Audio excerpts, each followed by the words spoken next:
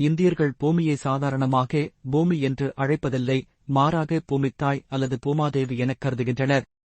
ஒடிசா மாநில மக்கள் ஆண்டின் ஒரு குறிப்பிட்ட காலத்தில் பூமாதேவிக்கு மாதவிடாய் காலம் என்று நம்புகிறார்கள்.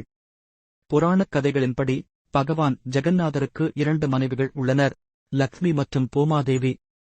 ஒடிசாவின் மக்கள் பூமாதேவி வருடத்தில் 3 நாட்கள் மாதவிடாய் காலம் என்றும் அதை ரஜா திருவிழா என கொண்டாடுகிறார்கள். இந்த திருவிழாவின் பெயர் ரஜசா என்ற சொல்லிலிருந்து உருவானது, இது மாதவிடாய் அடையும் பெண்ணை குறிக்கிறது.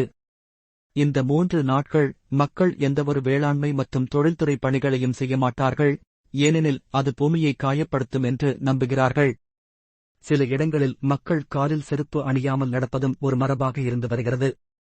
இவ்விழாவில் பெண்கள், குறிப்பாக திருமணமாகாத பெண்கள், எந்த வீட்டுப் பணியிலும் ஈடுபடாமல் அழகாக அலங்கரித்து ஊஞ்சல் ஆடுவதும் தாயம் போன்ற விளையாட்டுகளில் கலந்து கொள்வதும் ஒரு பழமையான மரபு. ஆண்கள் கபடி, சீட்டாட்டம் மற்றும் பிதா எனப்படும் ஒடியா சிறப்பு உணவை சாப்பிட்டு கொண்டாடுகிறார்கள். 3 நாட்கள் திருவிழாவிற்குப் பிறகு 4ஆம் நாள் வசதி சனா எனப்படும்.